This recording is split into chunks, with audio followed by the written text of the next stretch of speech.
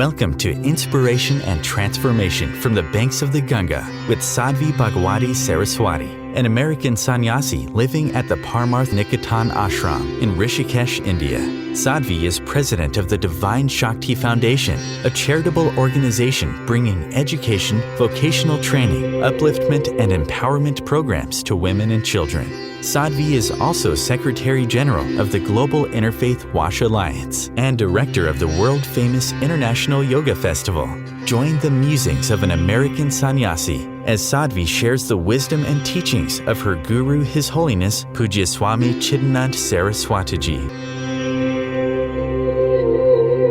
Welcome everyone to Inspiration and Transformation from the holy banks of the sacred Ganga River in the land of Rishikesh, India. How do we surrender and trust when the next step isn't clear? Implicit in, inherent in surrender and trust is that the next step isn't clear. I mean, it's part of the package deal, right? If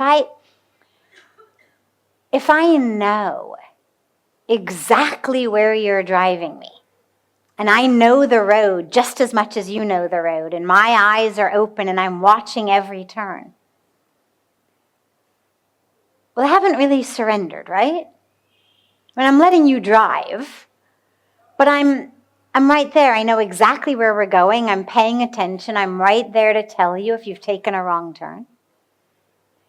Surrender is when I lie down in the back seat and go to sleep, knowing that you're going to get me there. Or I pull out a book. Or I put in my earbuds and I listen to a podcast and close my eyes because I know you're going to get me there.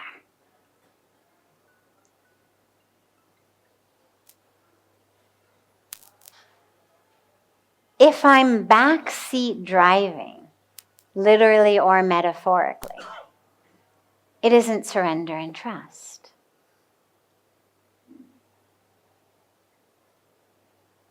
But you also have to realize on a deep level that we never know the next. We never know what's coming. Any idea that we know what's coming is illusion. I mean, raise your hand if you ever have had something happen in your life that was a total surprise. Right? Has anybody not had something happen in their life that was a total surprise? So, right? Find me a person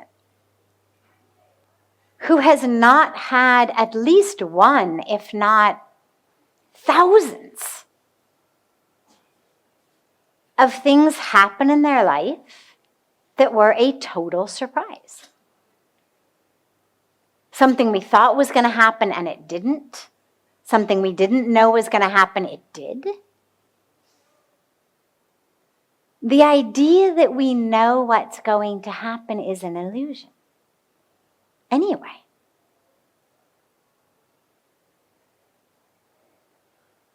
In order to move beyond that illusion, we have to trust.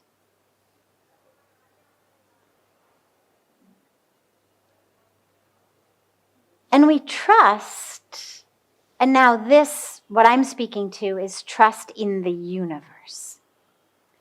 If you're going to trust an actual human being, you want to make sure that it's somebody trustworthy. But when we speak about trust in the universe or trust in the divine, we do it with the awareness that there's an energy, there's a power, there's an intelligence that actually knows much better than we do what we need. And that's actually working for us, not against us. It may not be on the same team as our ego. So it may not always feel like it's working for us, but it is.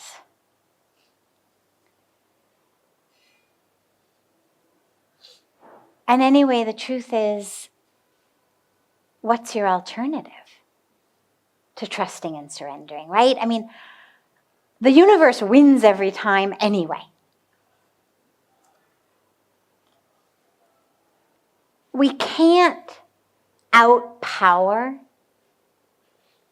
any aspect of the divine, of nature. I mean, you can wear your bikini into September, into October, into November, but eventually you're just going to get pneumonia. It's not like the weather is going to say, oh, you're not ready for summer to be over, no problem.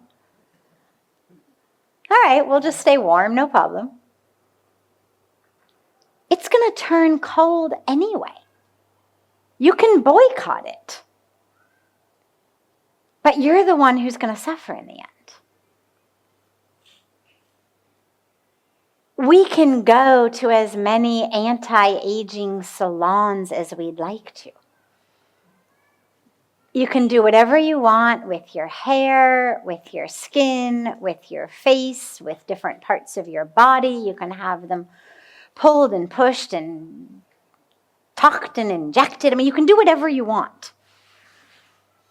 You're not going to actually overpower the power of the universe that says you're getting older. You may be able to disguise it from yourself, but it's not changing the truth. As anybody who's ever stood over the deathbed of a loved one, crying, saying, don't let it be so. No. We cry and we scream. But the universe doesn't say, oh, you're not ready for this person to die yet? Okay, and then they rise again. So on little levels, on big levels, on funny levels, on serious levels, we actually have no option but to surrender.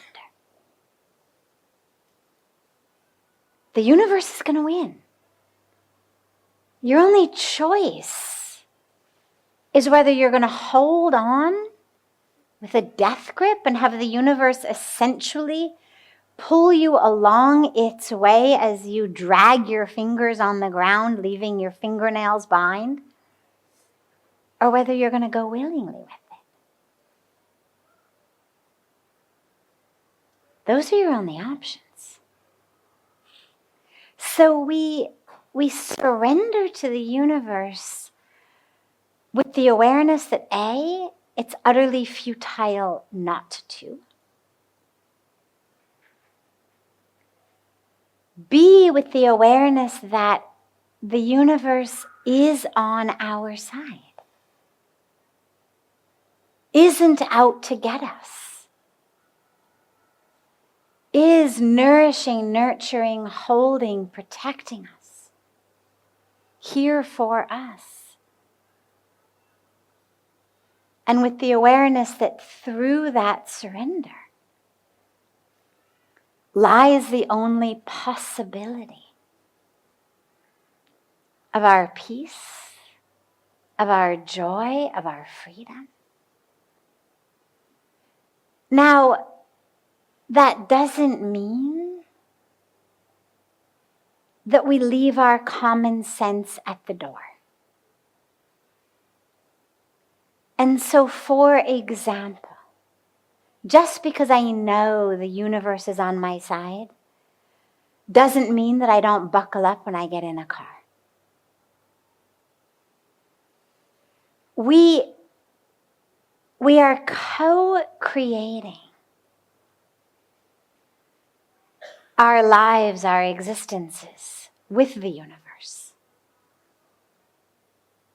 We take care, we use our intelligence, our buddhi. we meditate, we pray, we exercise, we eat well, we buckle up when we get in a car, we do things to take care. Because the universe has also given us free will. So trust and faith in the universe is not this sense of, well, I'm going to become reckless and stupid and just trust that the universe is going to take care of me. As any parent knows, no matter how much you love your children and no matter how much you would do anything and everything for them, there are times they do things that you just can't quite get them out of that situation. I mean, they've just got to now suffer. They keep climbing that tree you tell them to stay out of. Eventually they fall, they break their arm. You can't unbreak it, no matter how much you love them. So you may feed them ice cream while they've got their arm in a cast. But that free will requires that we also work with the universe. So trust and surrender doesn't just mean, you do it all. But it means I'm handing you the reins. You're in the driver's seat. Like Arjuna handed the reins of his chariot to Krishna. It's a beautiful metaphor that's given as a teaching for us in the middle of the war. Well, in the middle of our lifetime battles that we all go through. The teaching is put the reins in God's hands. Yeah, you got to do your part. You've got to stand up. But keep the reins in God's hands. And you're trustful. Knowing you're going to be caught. Knowing the universe is there for you. And knowing that in that sweetness of surrender comes everything. I mean, think about it. Think about it for a minute. Think about hugging somebody, okay? So just close your eyes for a minute and just think about hugging someone you love. Family member, a spouse, a best friend, a child, a tree. Now, as you hug that loved one, and you feel one with that being, imagine yourself holding your body very, very tight, very strong, like you're afraid you shouldn't fall over. You shouldn't lean into them too much. You want to make sure that if they back away, you're not going to fall. So now you have to hold yourself very strong, very tight. Don't lean in too much. All right, open your eyes. Do you notice the difference between the beginning part and the second part? If you've got to hold your body really, really tight and really stiff, making sure that you don't, fall into the hug. Well, it takes that out of the embrace, doesn't it? If I've got to make sure that, I don't fall too much into you. When you think about hugging someone who's really, really, really old and frail, like if you were going to hug your 100-year-old grandmother or grandfather, you'd be really, really careful, right? Really, really. Now, it's sweet, you love them, but you're not able to completely have that experience as you are with someone that you can just fall into, right? And it's the same thing with the divine. If you're holding yourself back, if you're afraid to really let go into the arms of the divine, you're going to miss it.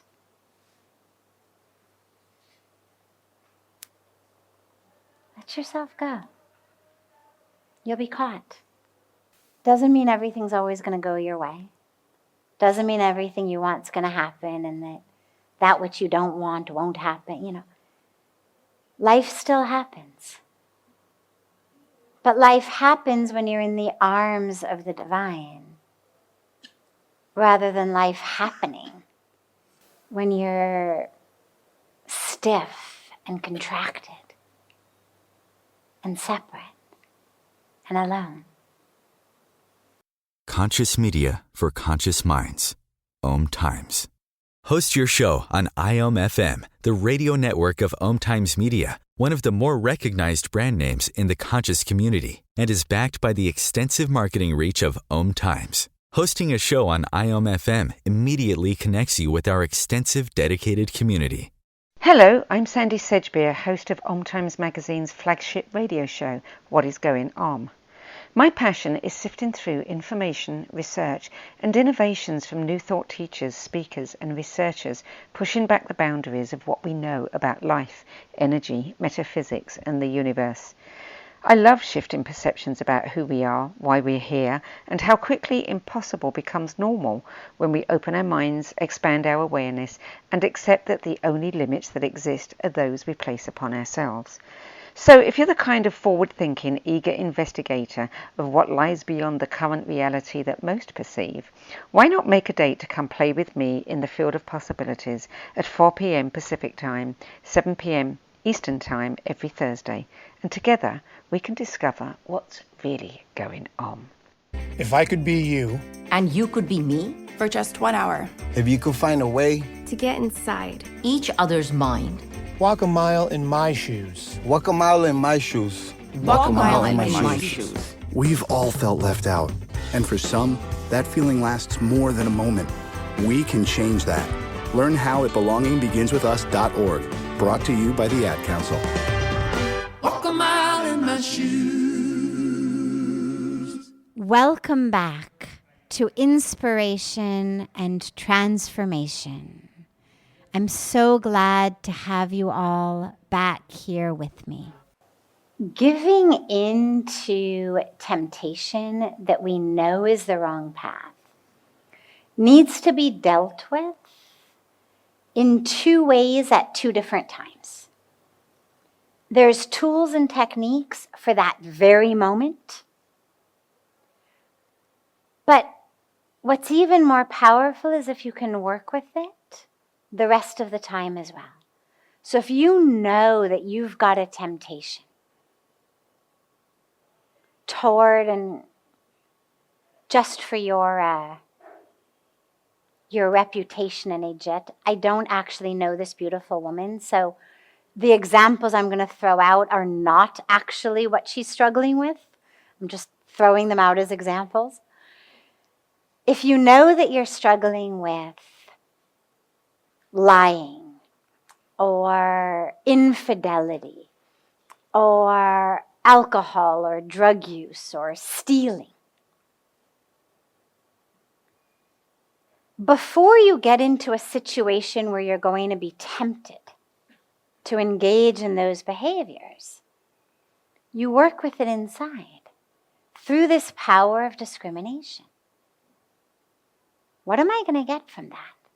Is it really worth it? You feel so badly afterwards, right? Immediately afterwards, the next day, there's fear that you're going to be found out, that people are going to know.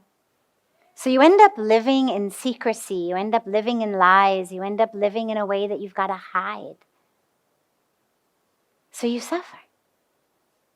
So in your contemplation, in your introspection, really think think about this. Why do I do it? What do I get from it? Make a list of pros and cons so that you can see very clearly this does not serve me.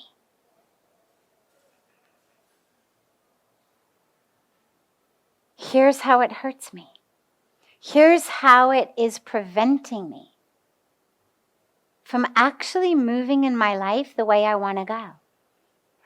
Whether being healthy physically, healthy emotionally, healthy spiritually, whether having healthy, meaningful relationships, whether living honestly, living dharmically, living righteously, whatever it may be, these giving in, living the wrong way, you know is hurting you. Every night when you go to sleep at night, your own mind knows, I live the wrong way. Means the mind essentially says, I am a wrong person. And that is a very, very damaging way of thinking. Whether you are ever caught, ever found out, whether you ever get any negative karmic fruit for it or not. Having to go to sleep every night and look yourself in the mirror, knowing I do things that I know are wrong, is already punishing yourself. Being able to look in your own eyes in the mirror, being able to look in God's eyes in the temple, whatever aspect of the divine we worship, being able to look at God knowing, yes, here I am, not feeling ashamed. That's the greatest gift in the world. Knowing that you're living clearly and truly, and baki to unki achai. But at least from your side, that you're living as fully, truthfully, clearly, dharmically, with integrity. And then what ends up happening also is your strength as a person increases. When you know you are a right person, behaving rightly, there becomes a power in your words, in your presence, in your actions, because you are moving from truth. That's the power where positive leaders have. Social leaders, political leaders, but those who are infused with awareness of their own righteousness are those who really have the ability to mobilize others on the right path. So you owe it to yourself. And then in that moment, this is where you need mindfulness. Because what ends up happening is we get swept up. We get swept up, we do it, it's out of habit. We've done it before we even realize we've done it. And this is where a practice of mindfulness is so important. So that you can actually be aware before you do it. You can actually be aware of that feeling of desire, of lust, of greed, of yearning, of anger. You can actually see it and feel it coming long before it has swept you up. And you're able to just look at it. Ah, hi desire. Hi anger. Hi old habit. I see you. You don't get the keys to the car today. I'm driving now. And if you can see it, then you don't give in.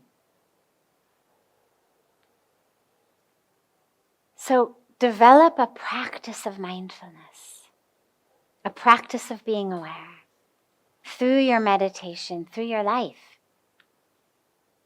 Live as mindfully as you can. Little things when you walk, when you drink, when you eat, whatever you do. Do it as mindfully as you can.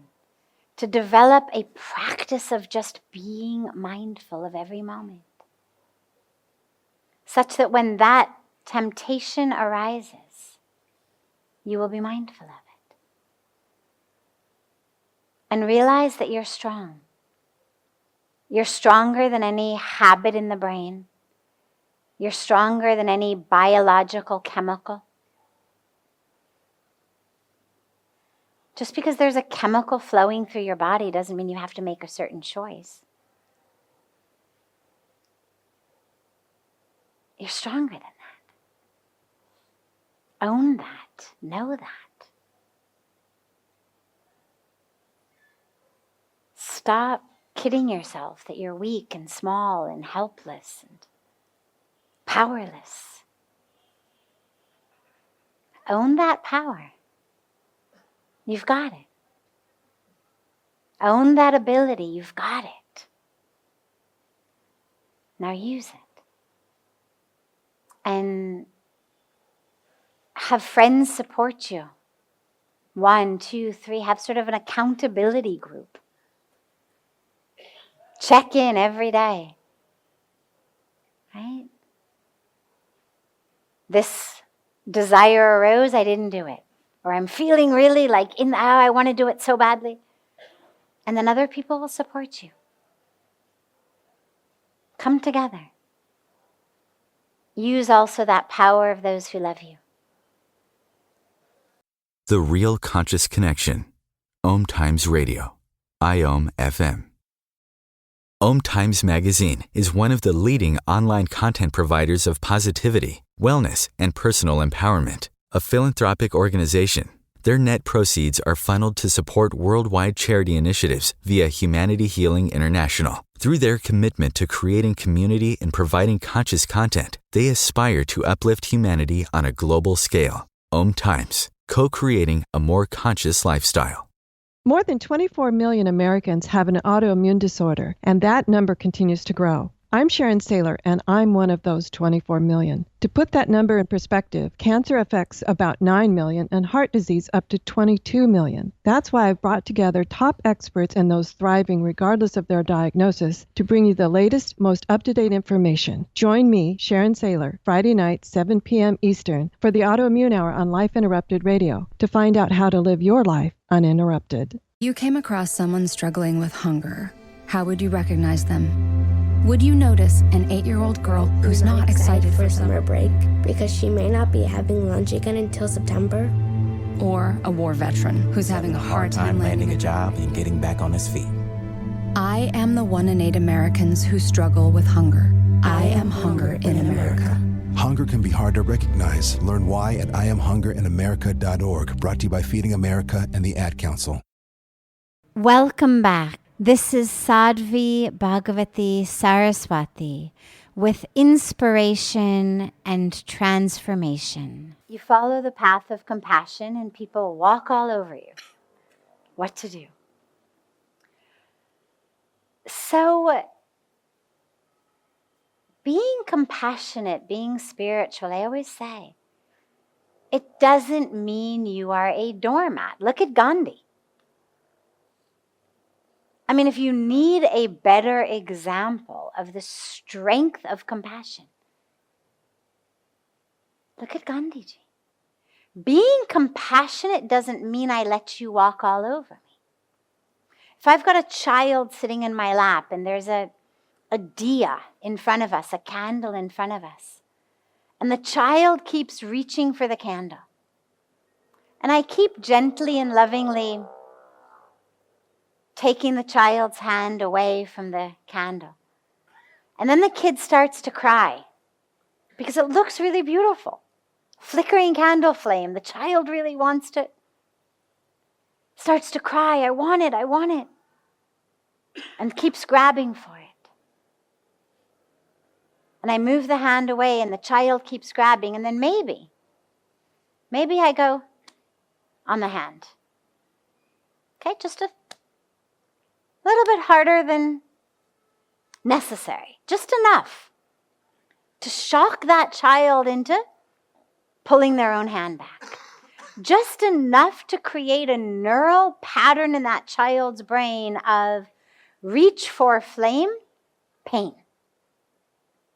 So that when the child is somewhere other than in my lap and sees fire, they're not going to reach for it. Now, on the one hand, you could say, well, the compassionate thing to do would be, for God's sakes, let the poor kid grab it. I mean, is it compassionate to actually kid's hand? Well, when they're too young for you to actually explain to them what fire means, what burning means. If you've got a little kid who you know is really geared toward fire, a little bit of association of pain with fire is actually a very good thing. It's the same technique that, in psychology we give people who want to break bad habits of taking a little rubber band, and you put the rubber band around your wrist. And every time you, for example, have a thought of judgment or negativity, or every time you complain, or every time you use a profanity, or whatever habit you're trying to break, you just take that rubber band and you flick it once on your wrist. Because this part of the body is really sensitive, and it really hurts. And slowly what actually happens is your brain develops a neural network that as that negative thought just begins to form, the brain goes, no. It knows the minute that thought is fully formed, it's going to be in pain. And so you actually are able to train yourself away from negative habits through just a little bit of negative reinforcement. Now, you could say, well, that's not being very compassionate to yourself. It's not being very compassionate to the child, but it's certainly in service of a greater good. Gandhi was compassionate to the Britishers. He didn't harm them, kill them in any way. He didn't harbor thoughts of negativity toward them. But that didn't mean he was going to let them walk all over. And this is where, as I was explaining to the beautiful woman next to you earlier, when we surrender and trust, it doesn't mean we check our common sense at the door. When you embark on a path of compassion, of loving kindness, of spirituality, it doesn't mean that we leave our common sense there, that we become doormats. You can be strong and compassionate. Sometimes being strong is more compassionate than not being strong. As anybody who's ever dealt with someone through what we call tough love has ever had to do. It hurts, it's hard, and it's the best thing for that person in the service of a higher good. And remember that when you are on a path of compassion, that you are part of that which you are being compassionate towards. So a lot of times we become compassionate and loving to others and we forget ourselves. So remember that a path of compassion includes you. Is a particular choice compassionate to you? If not, don't do it. Now that doesn't mean compassionate to your ego. It doesn't mean compassionate to your desires. It doesn't mean, going back to the woman who asked about temptation, it doesn't mean, well, you really want to do it, so just do it. That's not actually compassion, because you're just going to regret it later and feel miserable later and suffer later. But you do have to be compassionate to your heart, to your dharma, to your life path.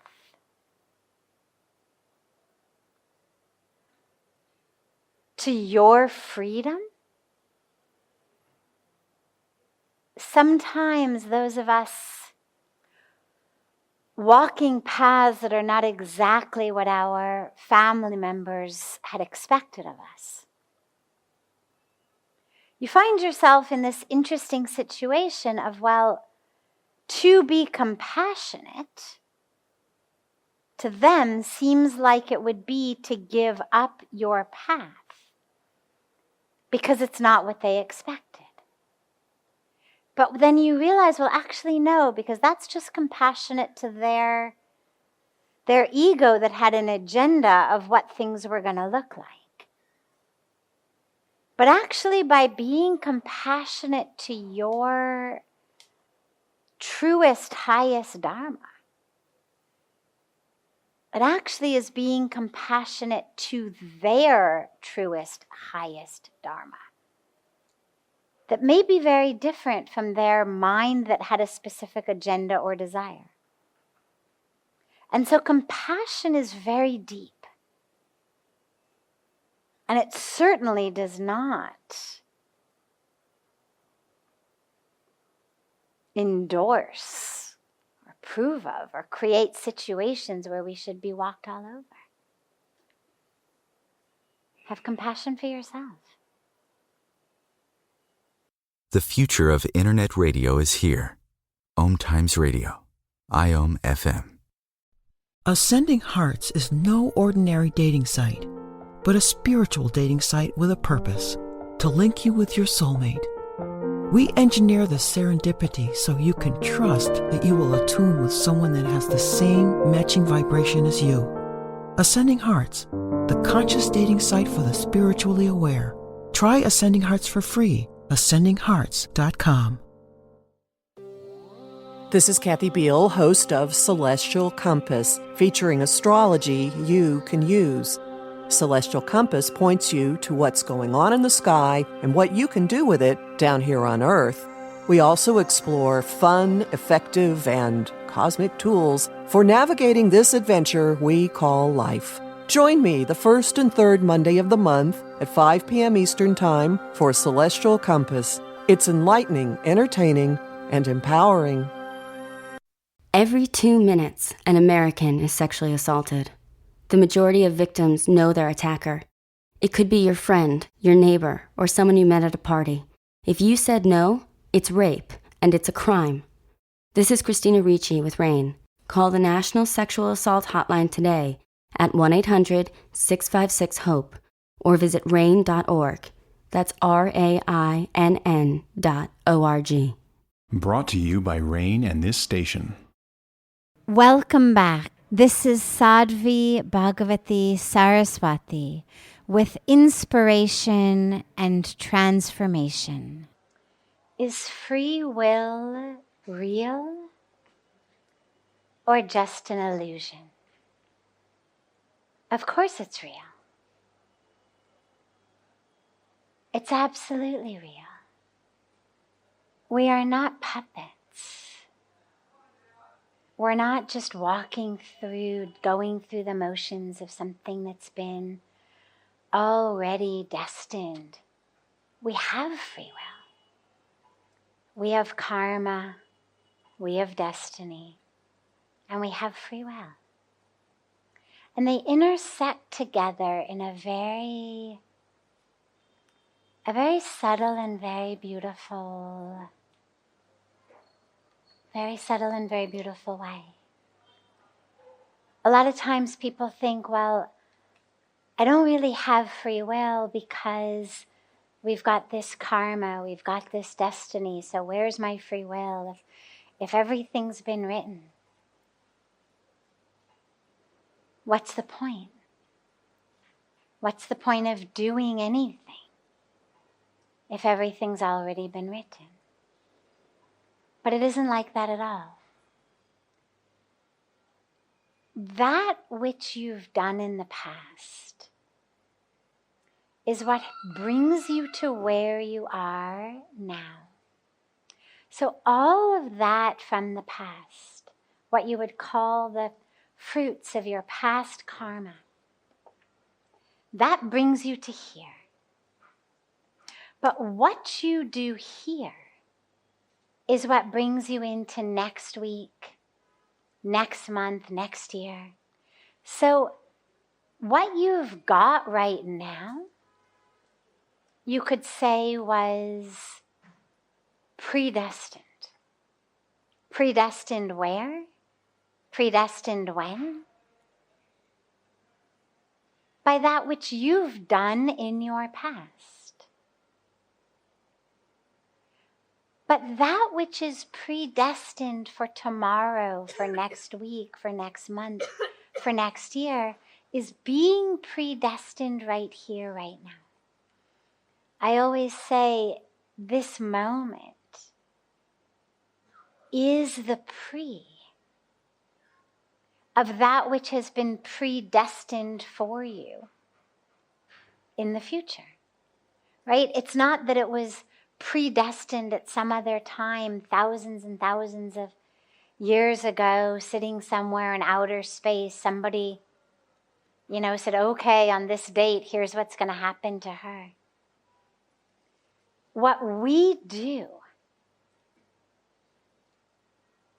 our actions, our karma,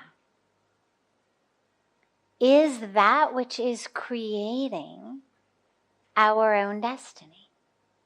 So there's absolutely free will. In the Bhagavad Gita, Lord Krishna speaks about our human life as a field.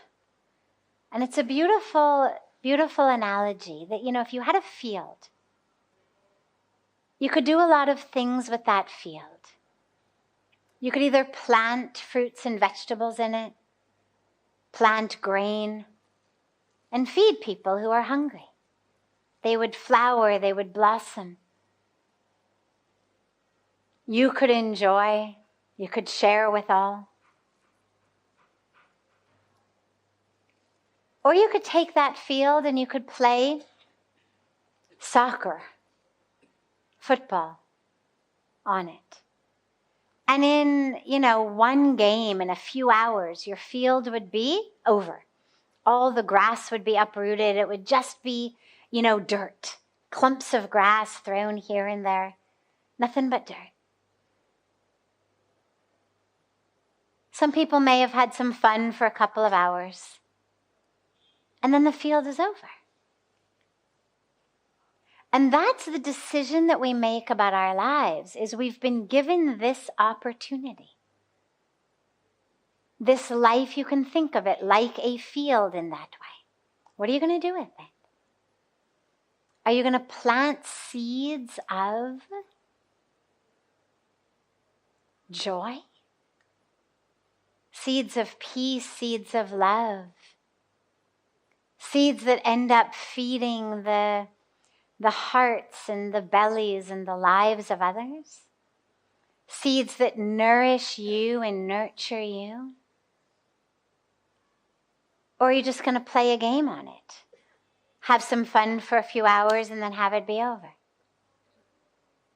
So that's what our free will gives us, is the full freedom to work under the confines of that which has already been decided by karma. And, where a lot of people end up really miserable and frustrated is on both ends of this spectrum. So you have people who say and who believe everything is predestined. I'm miserable because it's my destiny to be miserable. I must have done something awful in a past life Therefore, I'm being punished. Therefore, there is no way out because this is the result of my karma. I'm just resigned to a miserable life. Nothing will ever work for me. Maybe next life will be better. And that's one end of the spectrum of misery. The other end of the spectrum, interestingly, is the exact opposite, but it's also misery. It's this idea of I've got full and total and complete freedom to create, to be, to manifest absolutely anything. Now, that's a beautiful way of thinking. It's very empowering to think like that. The problem is it isn't exactly true.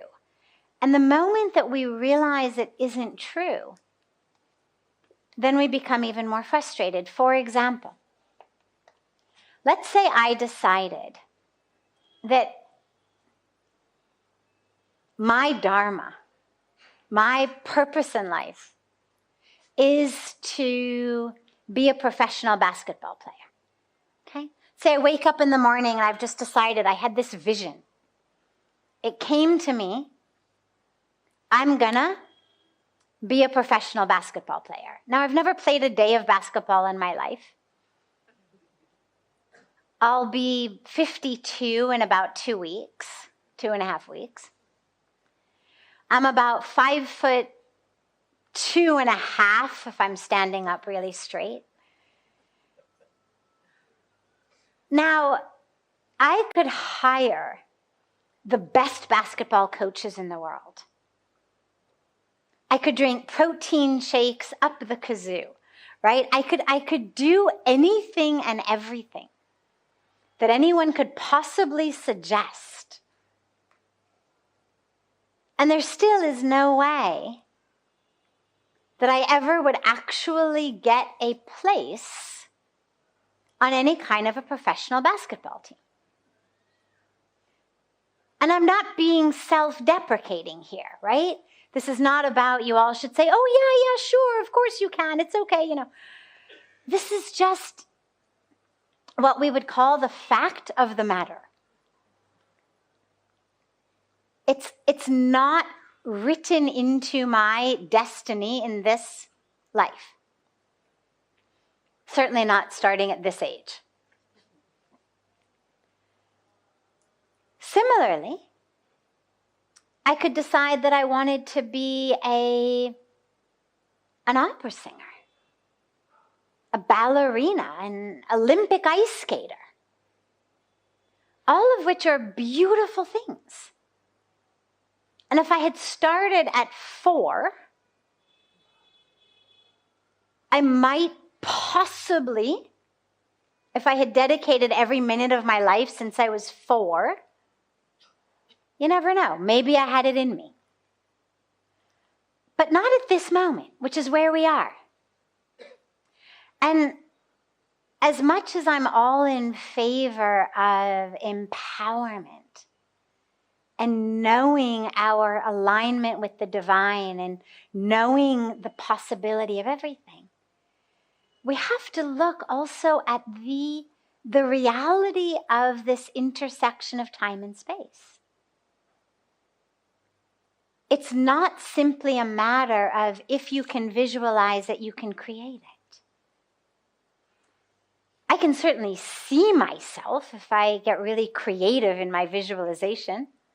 I could get myself in, a basketball jersey and a pair of shorts and some high tops. I mean, I could work with the visualization.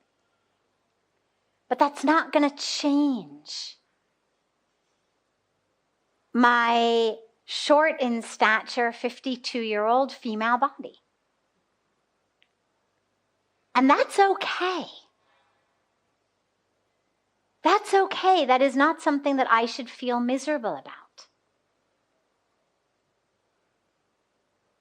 And that's the dilemma with this end of the spectrum, is if I really deeply believed that I had so much free will and so much power of manifestation that I could make that happen, then I would be literally putting myself on a course of misery because it's not going to happen. And so the power of free will is not power in a vacuum. It's not free will minus all of the laws of the universe, right? I could stand on a rooftop and visualize that I have wings. But if I jump off it, I'm going to come crashing to the ground. Because my free will does not trump the law of gravity. The power of my visualization, of my manifestation, of my empowerment, of my alignment with the divine is not there to undo laws that that very same divine put into play when the world was created. And so, yes, we have free will. Yes, we have full power of creating our lives. Yes, almost anything is possible. Assuming it is in alignment with all of the other karmic threads in the universe. For example, you think about a child in school struggling to do well on an exam, and that child's mother or father, being very well-intentioned, says, "You can be number one in your class. Study hard, you will be number one." And that's beautiful. And when that child takes that idea, it's beautiful. Number one, number one. The problem with something like that is it assumes that no other child in the class also wants to be number one. And that no other mother or father of any other child in the class is also telling their child, "You can be number one." And so it's assuming that what my child wants and works for is of more importance than any of the other karmic threads that are woven together into this moment. And so that's why we talk about co-creation instead of just creation. Free will is that which enables us to co-create our lives, our best, most uplifted, aware, vibrant, love-filled lives. Intertwining with all of these other karmic threads, whether it's the thread of the law of gravity, the thread of the law of how I have chosen to spend the last 52 years of my life, the thread of the genetics that I happen to have, which have me at, 5'2", the thread of all of those other youngsters who are working to become basketball players also, the thread of everybody else's karma. So free will gives us the freedom to co-create our thread in this sacred tapestry. It doesn't give us the power to annihilate the tapestry entirely that everybody else has already created, as though somehow we were existing in a vacuum. So use that full power to create your destiny, realizing how beautifully it's actually interwoven with that of you in the form of everybody else. Because, of course, we're not actually separate threads. We're actually different waves in the same ocean. made of the same molecules of ocean. And in this moment, my waveform is here, yours is there. And in the next moment, we rise together as one waveform. And then a moment later, we're one. We're not actually separate. So we're co-creating this sacred experience right here, right now. This brings to a close this hour of inspiration and transformation. Thank you so much for joining me. I'm so glad to be together with you all each week, and I look forward to being together again next Thursday, same time, on Om Times Radio.